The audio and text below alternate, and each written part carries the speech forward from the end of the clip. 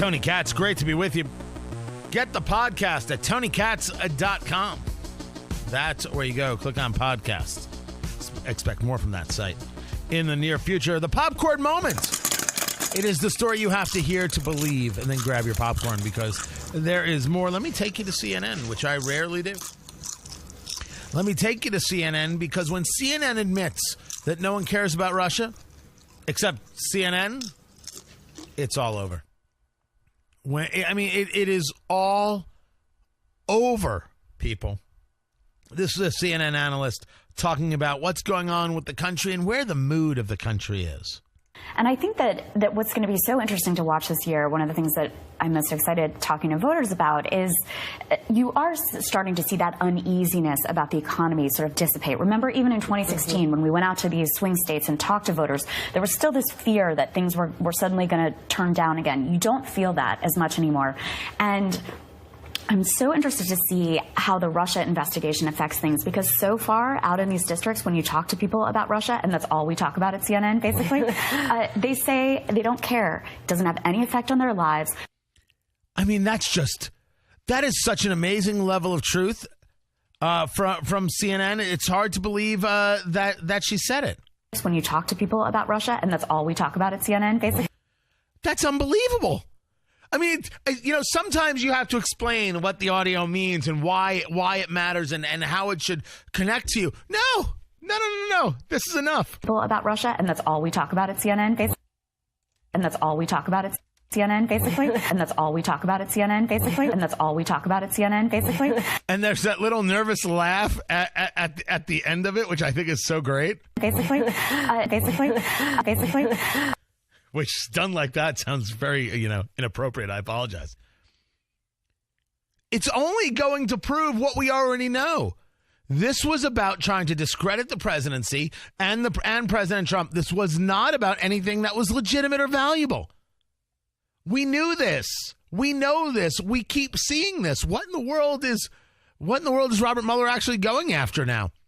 I mean, he should be going after some people there in the FBI. I don't know if you heard the latest regarding the text messages. Maybe you remember the text messages between Peter Strzok, right? So Peter Strzok is this guy who's he was the number 2 guy in counterterrorism.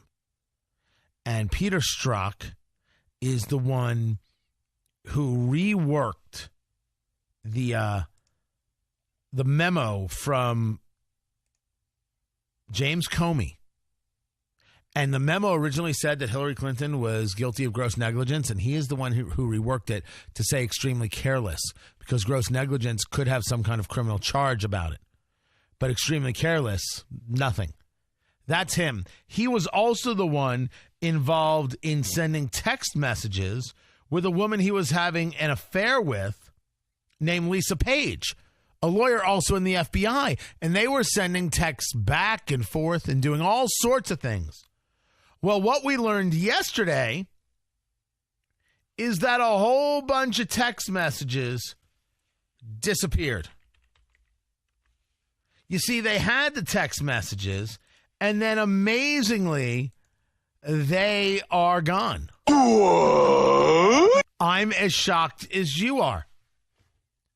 The lost texts, as Byron York describes it there at the Washington Examiner. December 14th, 2016 through May 17th, 2017.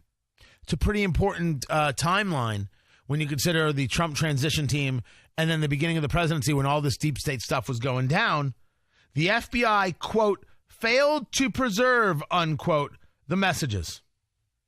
Conversations between this is what happened between those time dates, right? Between December and May. Conversations between Trump National Security Advisor Michael Flynn and the Russian ambassador Sergei Kislyak. The completion and publication of the intelligence community assessment of Russian interference from the 2016 election. The president's inauguration. When James Comey told the president-elect about the Trump dossier. The nomination and confirmation of new Justice Department leadership, Flynn's interview with the FBI, which was conducted by Peter Strzok. I mean, it goes on and on. Trump firing of Comey. And on May 17th, which is the final day of the missing texts, the appointment of the Trump-Russia special prosecutor, Robert Mueller. You tell me. You tell me that this is all just a coincidence. Come on. Come on. Who's buying it? I'm not buying it. I'm not even conspiratorial. I don't have to be. I'm not buying it.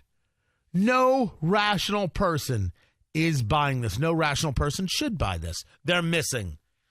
Man, it's amazing how much the old school Obamaites were willing to make other people look like garbage, because the FBI looks like total garbage. And clearly James Comey is total garbage. And this guy, James Comey, the former FBI director, teaching a course on ethics and leadership at William and Mary. Teaching a course on ethics and leadership at William and Mary coming up. Would you let this guy do that? Would you let him do that? Would you take that class? What ethics? Man, the FBI is just taking it on the chin. And out there are plenty of agents just trying to do the job. Man, it must be a demoralizing scene.